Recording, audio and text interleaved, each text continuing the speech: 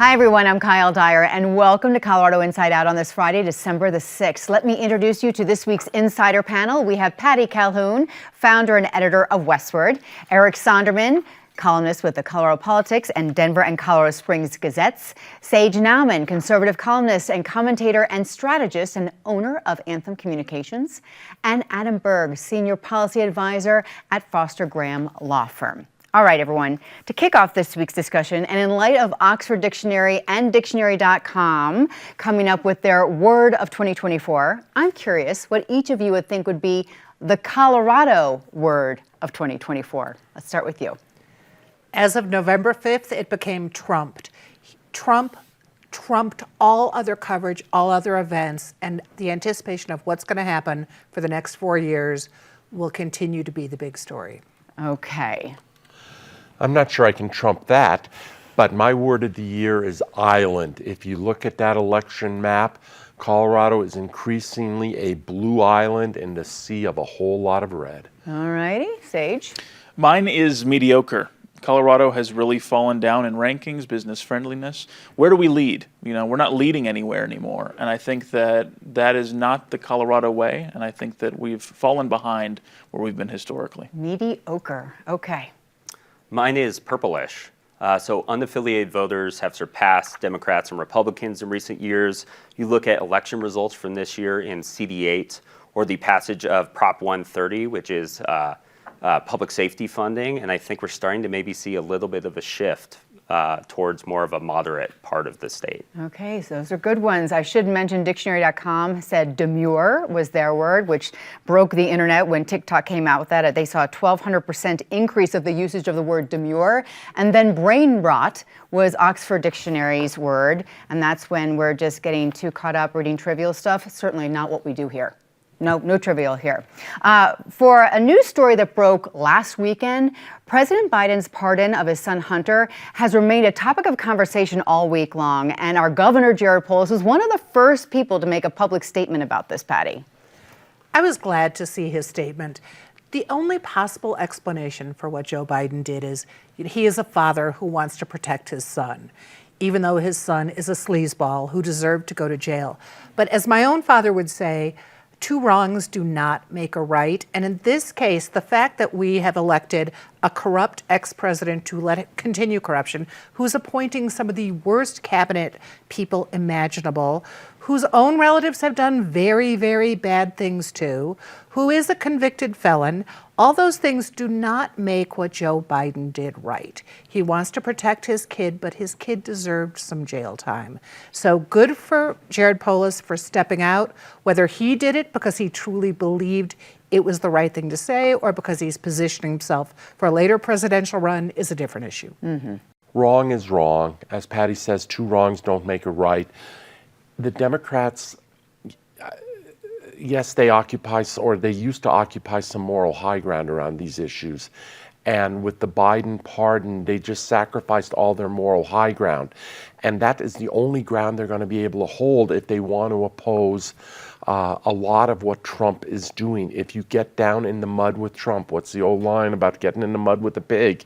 You just get dirty, the pig loves it. You don't want to fight this game on Trump's turf. That's what Biden did.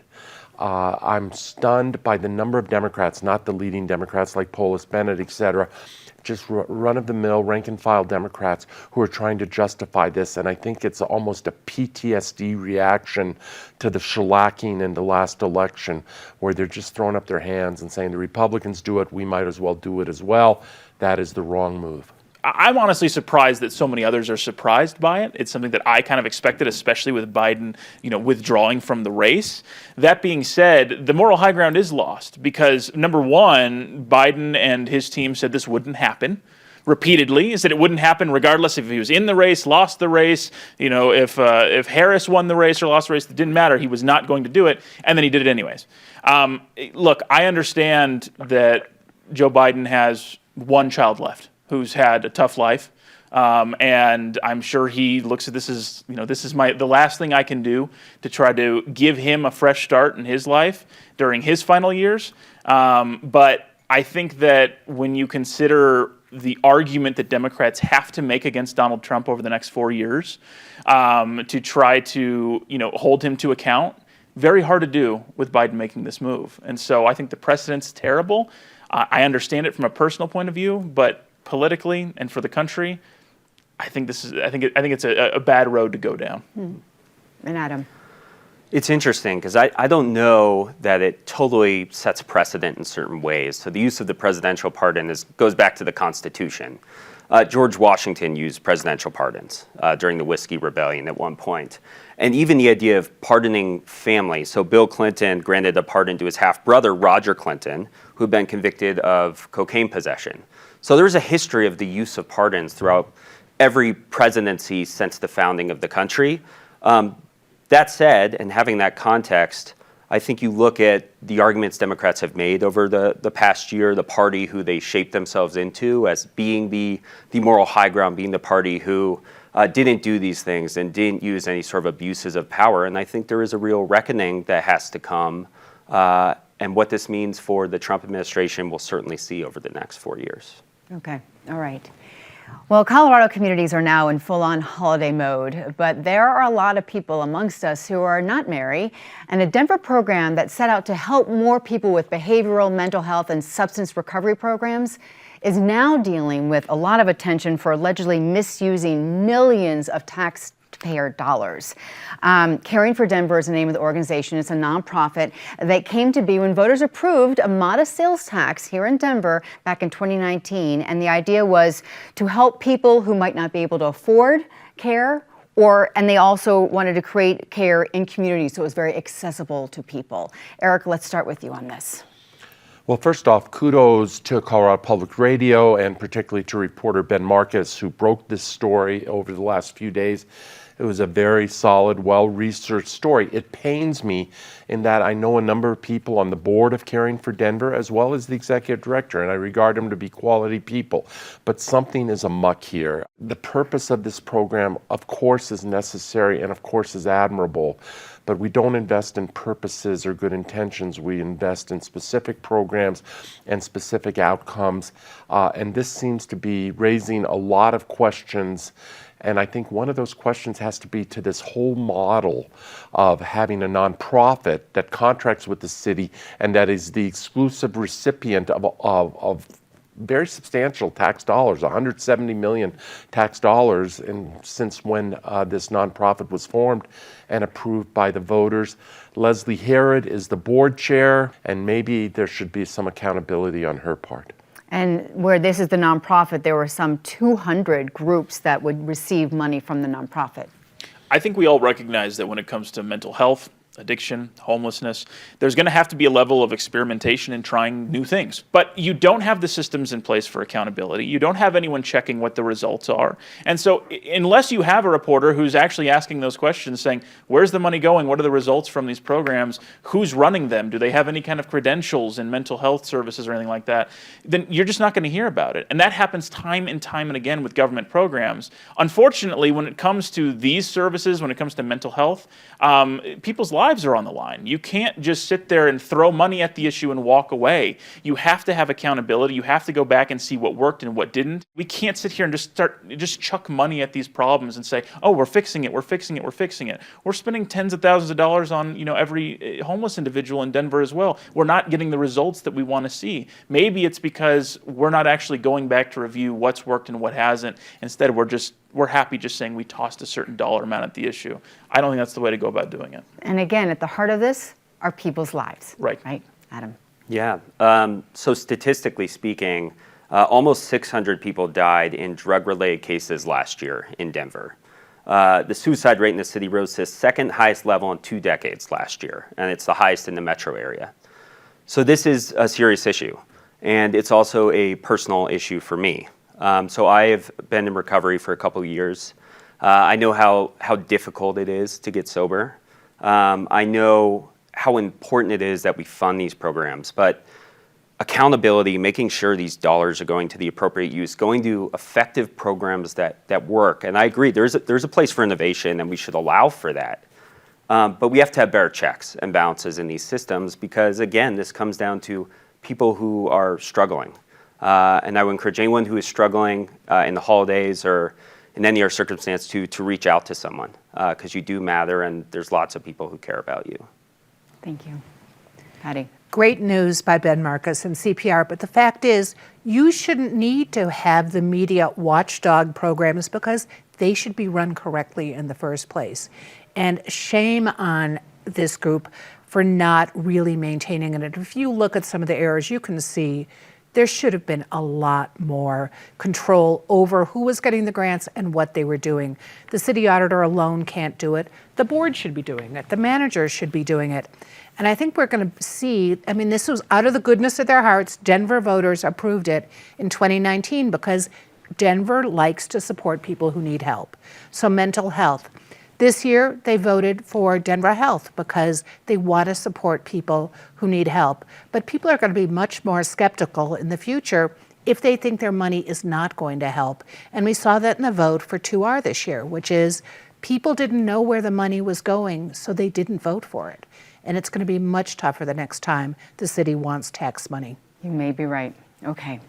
On Wednesday this week, a Denver City Council committee approved a measure to ban the sales of most flavored tobacco and nicotine products within the city limits, despite huge objections from the retailers that sell those products and the tobacco industry as well. So now the full council is set to consider this plan, which supporters say will ultimately protect children. Sage. So I'm a little bit biased because I vape flavored products. And so for me, this has been something that I paid attention to for many years because these bans have been obviously proposed at the state level. Other cities and states have adopted them elsewhere. I really think it's ridiculous in a state where we pride ourselves on personal liberty that we say, oh, no, this is the one product we can't have on the shelves because the kids might use it. Well, the kids might also drink flavored alcohol. We're not sitting here talking about banning that. But that being said, so far, it seems like every study that's come out has shown that it is most certainly healthier than smoking traditional cigarettes. I think the UK College of Physicians said it was 95% healthier than smoking traditional cigarettes. Again, that doesn't mean it's healthy. That doesn't mean kids should use it. That doesn't mean we shouldn't combat it. But it does ask the question for those adults who are trying to get off of traditional nicotine delivery devices. Why are we taking that choice away from them? Why are we driving this to a black market? We saw, a few years ago, people were going to hospitals with terrible, issues with their lungs. Every single one of those cases were black market vaping products that were being sold. Driving this to the black market is not going to improve people's health. And at the end of the day, I think that it's taking liberties away from people who want to make decisions for themselves. I don't think that's right. And there are over 500 retailers within Denver that sell these products, Adam. Yeah, it's a business, and not a small business necessarily in the city or the state. As was noted, we have seen other jurisdictions tackle this issue and try and take it on. Denver, before, several years ago, tried to take this on, and then Mayor Michael Hancock chose to veto that bill. With this bill, it passed 6-1 out of committee with Councilman Flynn, the only no vote, suggesting not enough information, too many unanswered questions for this to go to the full body for a vote in the next couple weeks. I'm split on something like this. I recognize the data is complex, the appeal, sure, of flavored products to children, but there's lots of flavored products that we don't regulate or totally prohibit. And I think there's a level of personal choice that needs to be considered. All of this said, I would not be shocked if in early next year Denver has a ban on these products. Patty. The fact is, if it passes, we won't be driving people to the black market. We'll be driving them to Aurora or Lakewood or whoever doesn't have a ban on the products. And that's one of the arguments that's come up. And you can use that same argument. People might go to a different city to buy something because our sales tax is higher, because we're paying for mental health and programs that aren't doing any good. So we're seeing a huge amount of money now coming out from big tobacco, from other groups, and we're going to see an ugly fight. I wouldn't be surprised if by the time there's a council vote, which will be the 16th probably now that it made it out of committee, we could see it swing the other way. But my guess is it will pass, and Johnston, unlike Hancock, will not veto it. Okay. All right. Eric, your thoughts? I think my assessment's the same as Patty's and Adam's. This is likely to become the law in the city and county of Denver. I think the votes will stay there. Maybe they'll peel off a vote or two, but there will be a majority on council to vote in favor of this, and there will be a Mayor Mike Johnston signature on it. So I think this is coming. In terms of the wisdom or equities of it, yes, I'm somewhat attracted to Sage's more libertarian argument about it. The libertarian philosophical argument gets me. The AstroTurf organization that the tobacco industry has formed, called Smoke-Free Choice, leaves me wanting a little bit. It's, I know we should all be shocked that the industry is playing here and it's AstroTurfed and some phony organization, but that's the way the game is played. The equities are a little more mixed.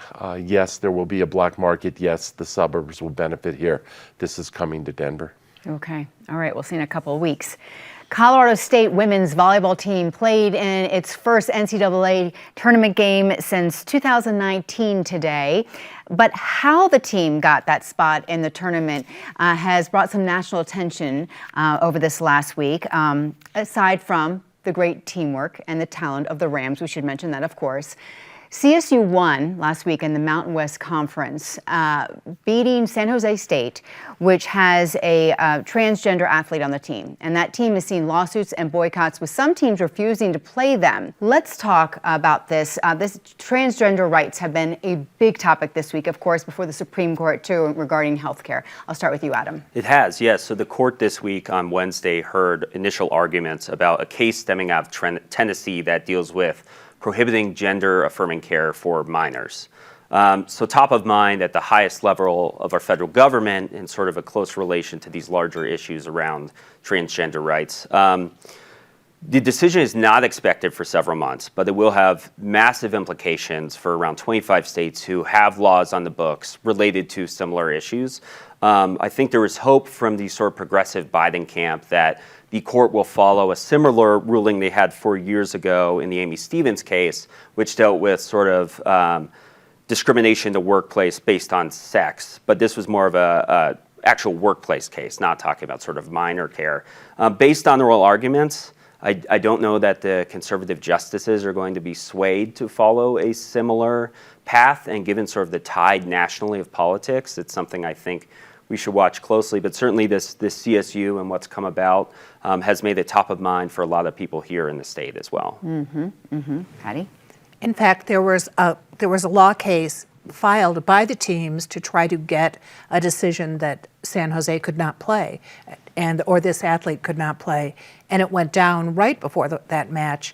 Great work by CSU. They won on their own merits. There are 3 members of that team who also have been kneeling, taking the knee during the national anthem, and the coach is really supporting her players and saying they're grown-ups who have got a right to be heard. And so great work by them. But this issue is going to keep going. If you saw in the election at the last second, really, $37 million went into Republican ads pushing the trans issue. And it's going to be a big flashpoint next year, no matter what the Supreme Court decides.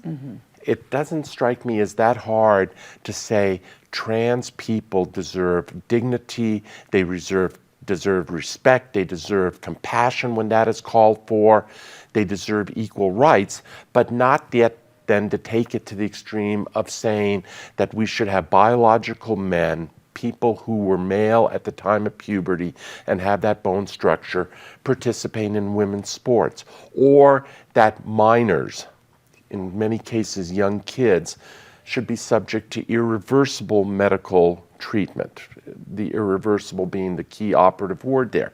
And whether you agree with my middle ground approach or have your own middle ground approach, this is one that's crying out for some common sense, as opposed to just waving the placard and running to your corner and taking an extreme position on one side or the other.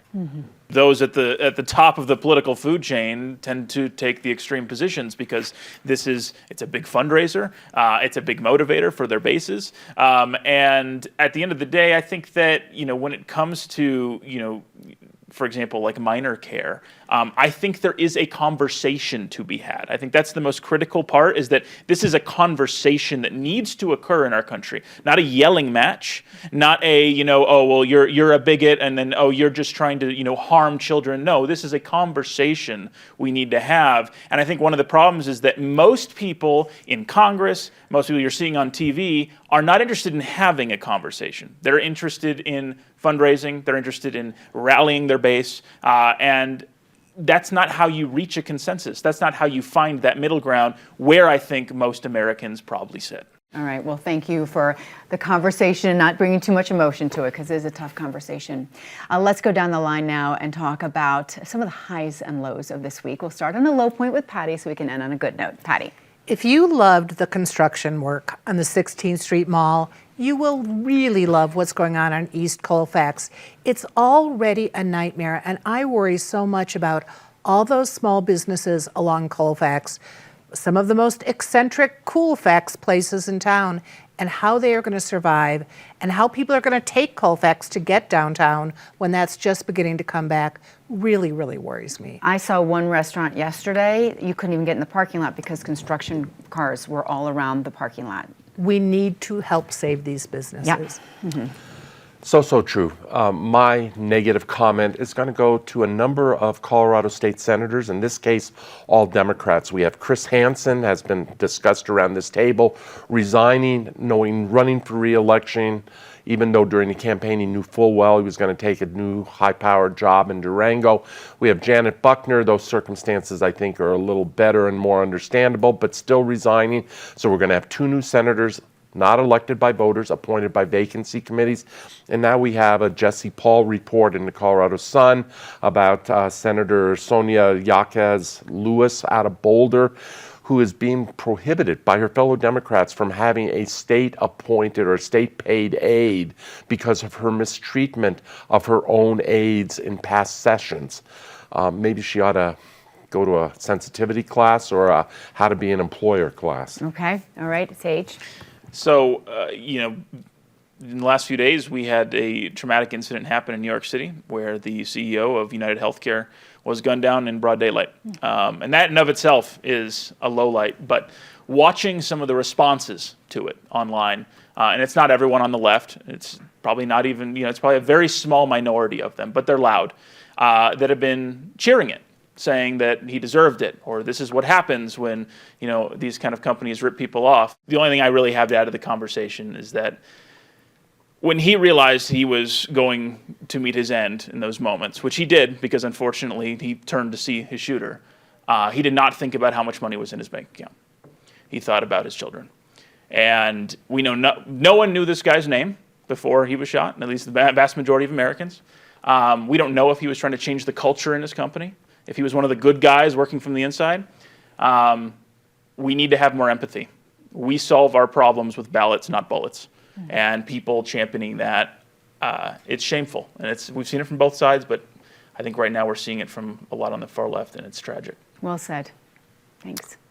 So I don't know if anyone was watching college football this weekend, but it was like every game you turned on, there was a fight. Mm-hmm. So we had Michigan, Ohio State, Nebraska didn't shake Iowa's hand.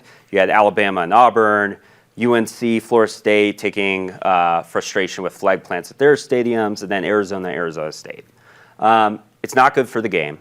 There's not really a great solution. I think you now have all the different sort of groups looking at, the NCAA and others, what the punishments are. Do you have kids potentially sit out in bowl games because of this? But I think it's something that needs to be addressed. As a fan and an avid CU Buff fan, it's disappointing to see these things happening in college stadiums like this. Totally is, yes. All right, something good. A fond farewell to Mr. Beer, Dick Crack, longtime columnist for the Denver Post. We're losing so many of the people who brought this city together with their words. So a sad salute to him. I just want to give a shout out to Jared Polis and Michael Bennett and Jason Crow with respect to their statements about the Biden pardon. But whether it's the three of them or counterparts on the Republican side, any politician who exerts any degree of political independence from their party, who speaks out contrary to sort of the orthodoxy of their party. In this polarized time we're living in, this tribal time, they are under fire from their own ranks for even putting their head up in the tiniest way, whether it's those people on the Democratic side or the Liz Cheneys at all on the Republican side. We need more of them, and we need them to be more courageous, and all the incentives these days are in the other direction. Okay. So the Christkindl Market, hopefully I pronounced that correctly, is back in Denver at Civic Center Park going until the 23rd. My wife, son, and I hope to go in the next few days, but we haven't been before, but we are very excited about it. We've heard great things about it, but if folks have not gotten a chance to, supposedly it's really fun. Can't wait to go. So fun. I've already been once. Go. So this was actually a Wake Up to Politics from Gabe Fleischer article today that I thought was interesting, which he talks about the gerontocracy of America and sort of this older age politician era is actually coming to an end.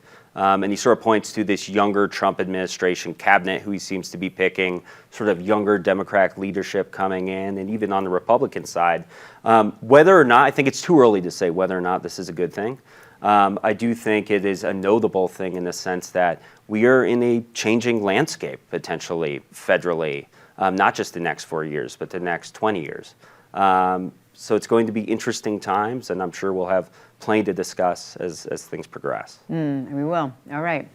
My high is the great Mike Nelson, who signed off the air at Channel 7 this week after 48 years of broadcasting the weather, most of that here in Denver. Mike is so dedicated to the science of weather and has been so committed to informing our state and having some fun in the process. His tornado dances that he's performed at countless schools over the years is legendary. But personally, I will never forget Mike breakdancing, specifically doing the backspin on the dance floor at a 9 News Christmas party back in the 90s. Thank you, Mike, for your service, for your style. Enjoy sleeping in during the next snowstorm if you can.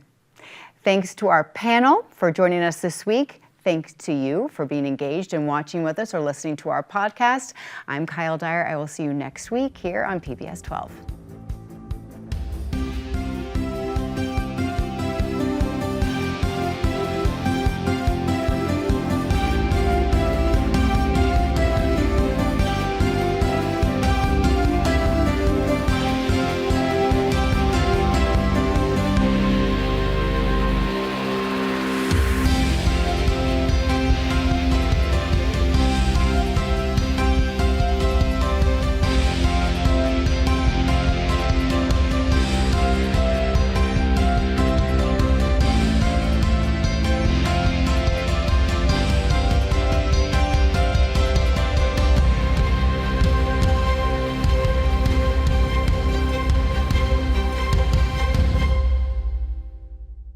PBS 12 believes in the power of original, local programming. Help us bring more shows, like the one you just watched, by donating at pbs12.org/program support today.